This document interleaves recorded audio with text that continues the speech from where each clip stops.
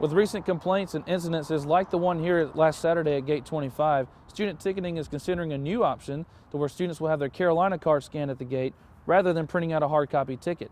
Their hope is that this new option will eliminate the ticket manipulating and enable those who are eligible for lower bowl seats get them. All the fun and excitement of the South Carolina State Fair would not be possible without everyone involved behind the scenes and all the sacrifices that they have to make year in and year out, or even week in and week out throughout the year. Although flooding in 5 Points is nothing uncommon, a lot of store owners believe that because roads like Hardin Street were not closed down, the wake from the cars actually caused stores that normally don't flood to flood and increased water pressure, causing some stores' windows and even doors to bust. All day, there's a lot of moisture in the air. You should see a lot of moisture right here in our area. I'll have what you can expect for tonight and the weekend coming up next. Yeah, that's right, Ashley. And not only will it have an effect on game time weather, but tailgate weather too, right out here in the fairgrounds. It's going to be a perfect 70 degrees and sunny on Saturday, unlike the cold and rainy tailgate weather we've had the past 2 weeks. So come on out to the fairgrounds, get your grill, get the cornhole ready, and I'll have what else you can expect for game day as well as your 5-day forecast coming up later. Back to you, Ashley. And more running back news, along with the return of Kenny Miles, redshirt junior Eric Baker will be available on Saturday. Baker missed the entire 2010 season due to knee surgery and has been nursing a sprained ankle during much of this season. Walk-on Josh Hinch may also see time at running back in Knoxville and moving forward. There have been a string of robberies and beatings in downtown 5 Points this past year, and today Richland Judicial Court had another detention hearing for 6 of the 8 suspects who brutally beat, at the time, 18-year-old Carter Strange. Ashley Burgess tells us the latest on what's happening with the 8 suspects. It's a weekend to celebrate in Sumter County with yesterday's announcement that Continental Tire will bring 1,700 jobs and $400 million in investments to the county. People are hoping that their 11.8% unemployment rate will see some relief. Lauren Hennett went to Sumter today to find out how local businesses will benefit from the new jobs and revenue in their city. State budget cuts have affected business and corporations throughout the state, and the Department of Natural Resources is no exception, as their budget was cut from $32 million to $14 million, which means an increase in fees must take place in order to upkeep state wildlife and natural areas. And the women's soccer team advanced to the second round of the NCAA tournament on Friday night. Senior Lolly Holland scored this goal off of Kayla Grimsley and Maria Petroni's assist in the 7th minute. That gave USC a 1-0 lead that would prove to be the final as they defeat the Texas Longhorns. USC travels to number 1 Stanford on Friday for a second-round matchup at 10 o'clock Eastern Time. One thing the Gamecocks look to avoid this season is the upset at the hands of the Citadel this Saturday.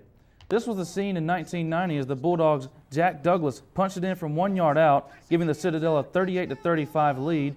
The Gamecocks couldn't respond in the final seconds, and the Citadel walked away with a huge upset in Williams-Brice Stadium. This was the last time the Gamecocks and the Bulldogs squared off in football. So that leads us to this week's game against the Bulldogs. South Carolina is coming off of a big win against Florida on Saturday. A big key in that win was the running game. Brandon Wiles ran for 120 yards, while Connor Shaw had 2 rushing touchdowns.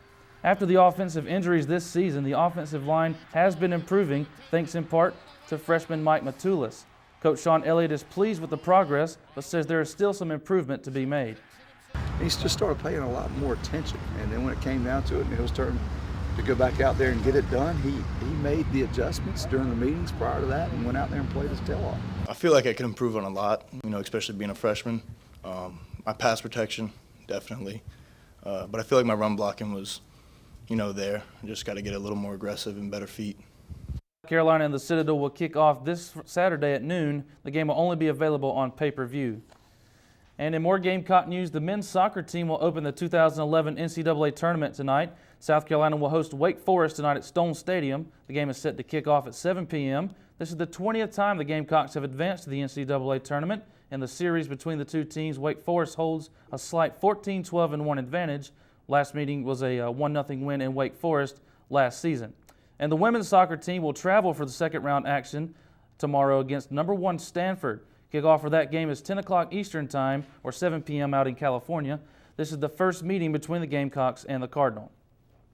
And in basketball news, the Lady Gamecocks travel to Clemson tonight to take on the Tigers. Both teams are 2-0 on the season so far. Ashley Bruner leads the Gamecocks in scoring so far, averaging over 14 points per game. Lakeisha Sutton is right behind her, averaging over 11 points per game.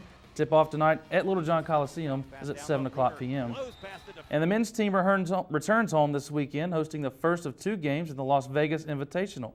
They host Tennessee State on Sunday at 6, followed by Mississippi Valley State on Tuesday in Columbia. The Gamecocks will then travel to Las Vegas to play either Southern Cal or UNLV on Saturday. And also the volleyball team hosts Auburn on Friday night for senior night, so it's going to be a very busy weekend for Gamecock athletics. Sounds like it. There's so much going on. What's supposed to be one of the greatest joys of being a student at USC has become a nightmare for some.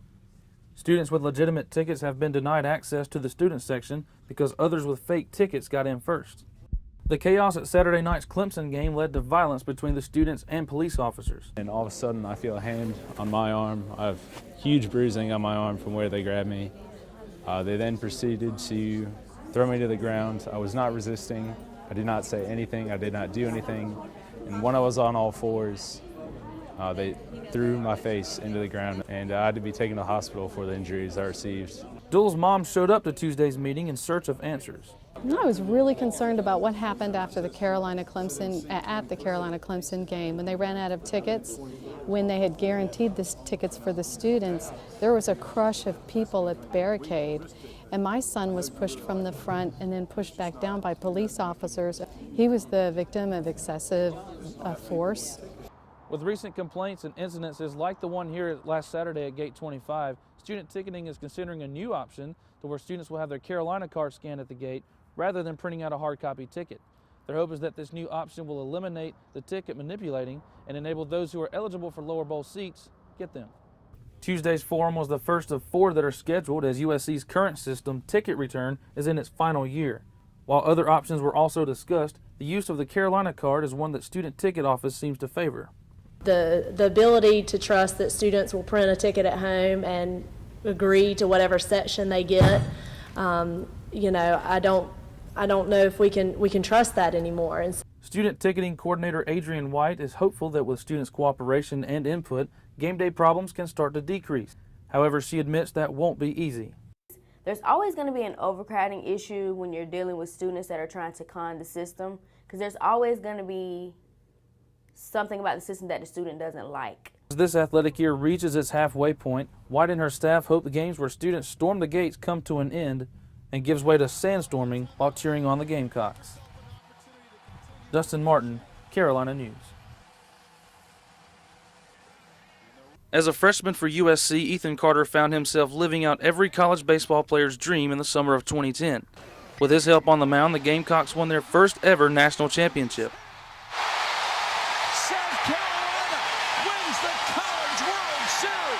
But the excitement ended for Carter in January of 2011 when he was dismissed from the team for breaking team rules. Months later, the Gamecocks won their second national title without Carter. It was bittersweet. I was happy for all those guys. I mean, those were my brothers out there. Carter transferred to Lewisburg College in North Carolina for the 2011 season. At Lewisburg, he would change from his normal relief appearance role that he became used to at USC. I was out there at junior college throwing 7 innings a game, every game, so it was different. It was made me grow as a pitcher a little bit more. During his time away from USC, Carter kept in touch with players and coaches in hopes of making his return to Columbia. Coach Tanner and Coach Holbrook were really, Coach Holbrook especially, I kept in the closest contact with him this summer. Once he was back with the team, Carter fit in as if he had never left, and Coach Tanner was glad to have him back. He's a guy, he pitched here as a freshman, he went to junior college, and now he's back. He's been around the corner a few times, so if he can stay healthy and do a good job, he's got a chance to fill the void that we might have experienced had he not been here. As fall practice continues through the next couple of weeks, Carter will continue to take advantage of every opportunity to improve and work towards helping the Gamecocks to a third national title. Dustin Martin, Carolina News.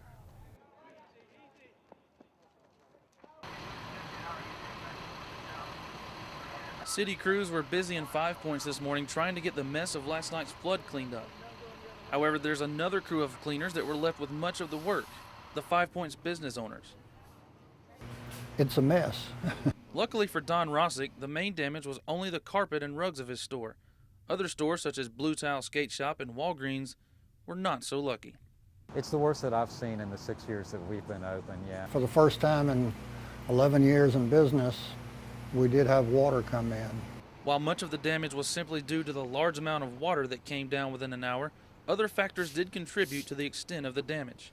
Although flooding in 5 Points is nothing uncommon, a lot of store owners believe that because roads like Hardin Street were not closed down, the wake from the cars actually caused stores that normally don't flood to flood and increased water pressure, causing some stores' windows and even doors to bust. Kings Row owner Ed Barnes is upset at the way the city has handled the flooding problem in recent years. Well, I've been here for 41 years. The city approximately 5 years ago redid these streets. Prior to that, I had no water ever entered this barbershop. Since the last 5 years, I've had it twice. So I'd like to know what the city did to really mess up the situation. Don Rossick also hopes something is done to prevent the damage before the next flood. When it comes fast, it's going to happen again. The solution is somewhere downstream. Until a solution is reached, the brooms and sandbags will stay at the ready for next time. Dustin Martin, Carolina News.